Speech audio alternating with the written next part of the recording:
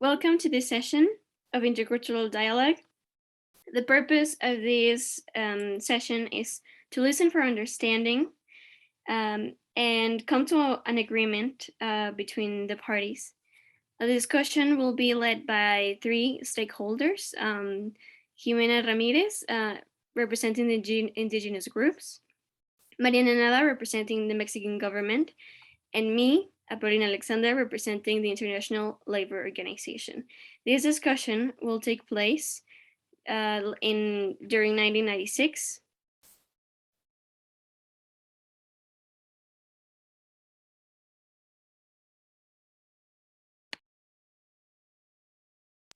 Well, to start this dialogue, I'm representing the EZLN group. For years, indigenous groups have been discriminated against and marginalized. A large percentage of our community do not have access to basic services, and our rights are not being respected or fulfilled.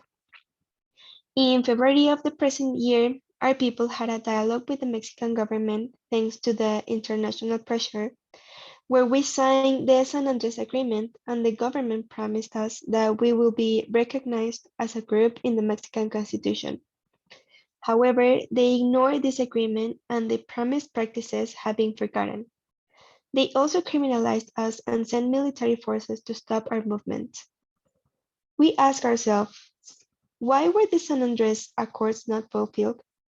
We think the government sees us as an obstacle for the policies that will come later, such as their mega projects. Freedom, democracy, work, education, health, housing, justice, culture, food independence, peace, information, and land are the rights that we're asking to be respected.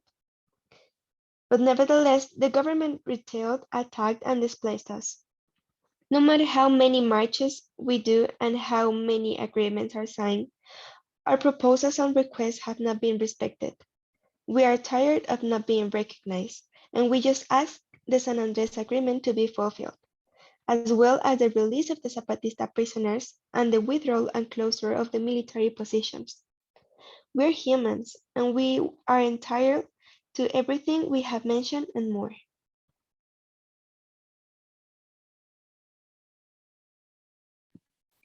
Regarding the international conventions, by not directly proposing a practical application of autonomy in the constitution reform regarding indigenous rights and culture, the government has still not fulfilled one of the commitments it made before the international community in 1990. The convention number 169 of the International Labor Organization, and in particular the San Andres agreements previously mentioned, signed by the Zapatista Army and the federal government in February 16, 1996. The international law that can secure people's rights and lands and rights is the International Labor Organization, and it recognizes and protects tribal people's land ownership rights and a set of series of minimum UN standards regarding consultation and consent. On the other hand, the military offensive of February 9, 1995, launched by President Ernesto Zedillo, caused the displacement of around 22,000 people. There were actions such as kidnappings, torture, destruction of crops and belongings, with the purpose to provoke the massive displacement of the opposition and to destroy the social basis of the Zapatista army, to dismantle the communities and weaken the economic resistance. Although forced displacements in Mexico has multiple causes, the conflict in Chiapas is paramount. According to the United Nations, no peace agreement has been reached between the parties to the conflict that effectively takes into account the political, economic, and social grievances of the indigenous population, which is a fundamental cause of these agreements. According to a study by the UN, from 1994 to 1998 will be expected between 50,000 and 84,000 people victims of displacements forced by the armed conflict derived from the Zapatista uprising. Also, according to the United Nations, there is a lack of official statistics on the displaced in Mexico.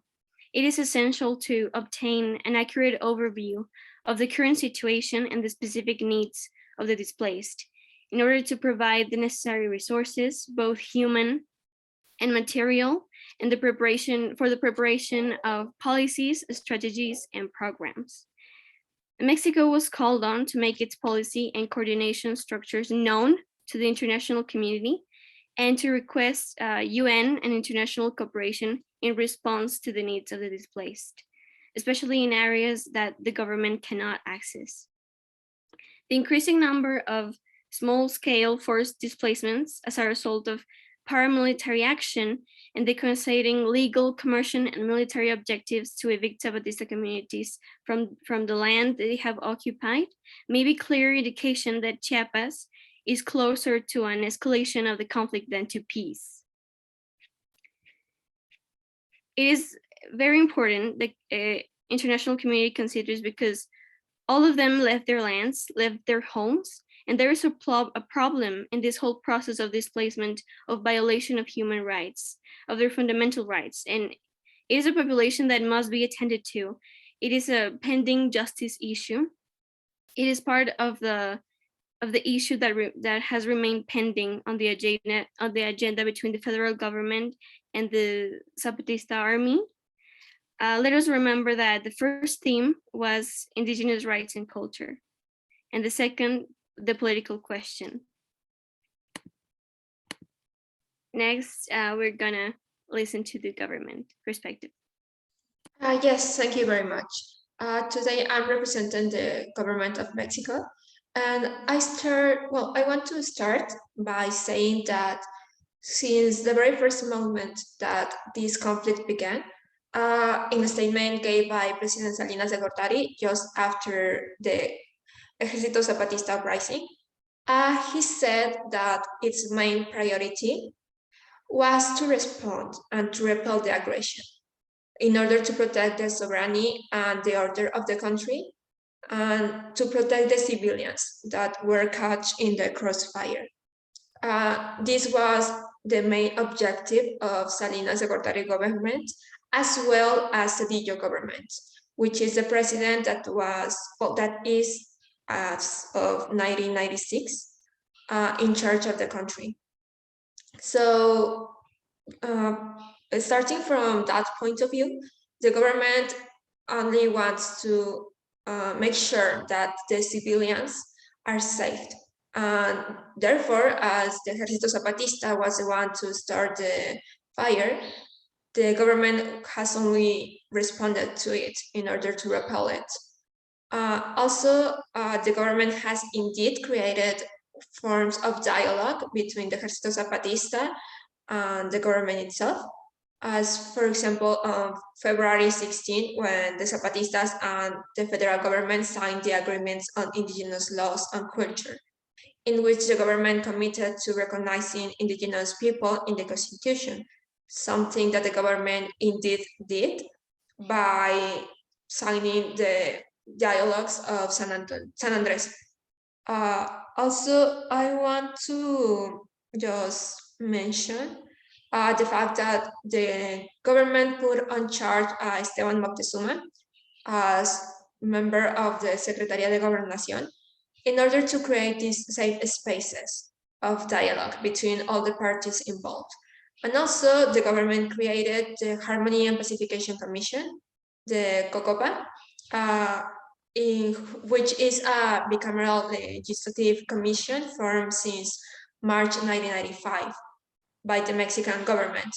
And it is formed of Mexican chambers of deputies and senators, so they can directly assist the needs of the indigenous groups here in Mexico.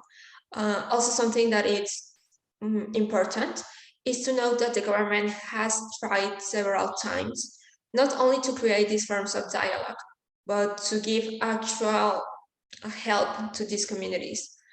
For example, we have the project or the program Solidaridad, which started with President Salinas de Gortari, and a program which the President Cedillo has made his and is still running to this day.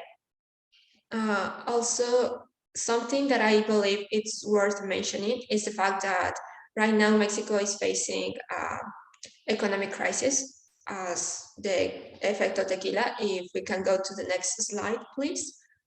So right now the government also has the economic limitations, so to say, that this tequila effect has bring to our country.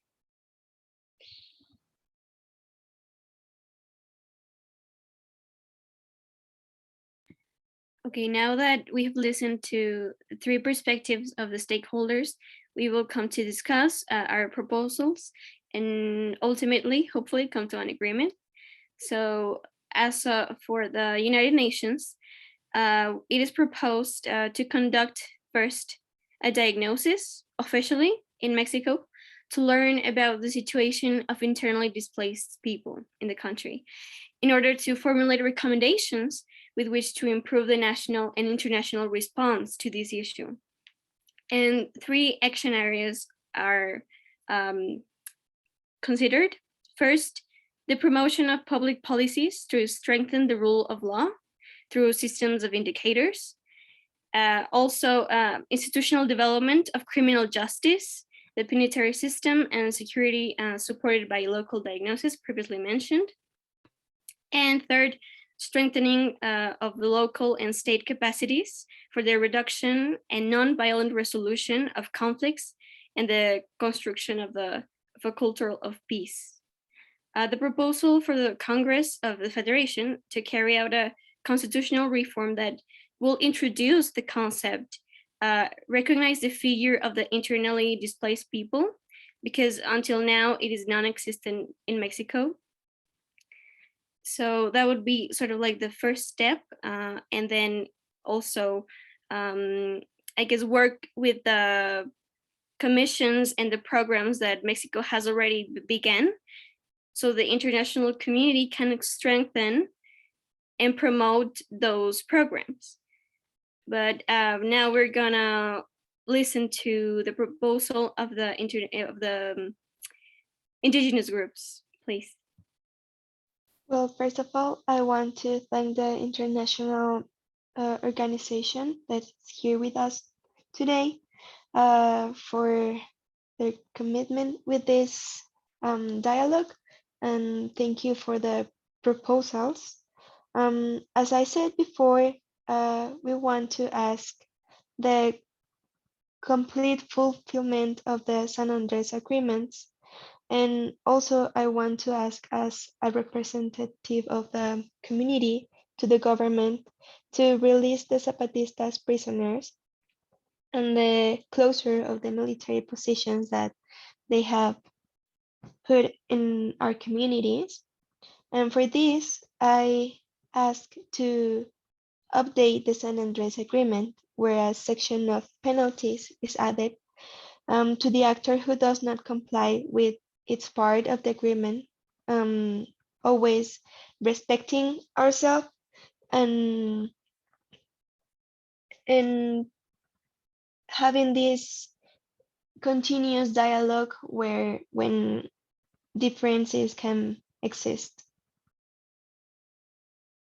Yes, the government agrees with both parties in the sense that we have to do something. Also, speaking a little bit about the situation with the Zapatistas in prison, the government agrees that political pardons can be offered to the members of the Zapatista army under the condition that they commit not to carry out terrorist attacks in the capital, like those of 1994. Also, the Commission agrees with the international organization that we have to strengthen the already existing commissions and programs in order to guarantee the well-being of all Mexicans. Moreover, of those civilians that are part of the community, of the indigenous communities. And the government proposes to do so by giving a little bit of more power to the Commission of Harmony and Pacification.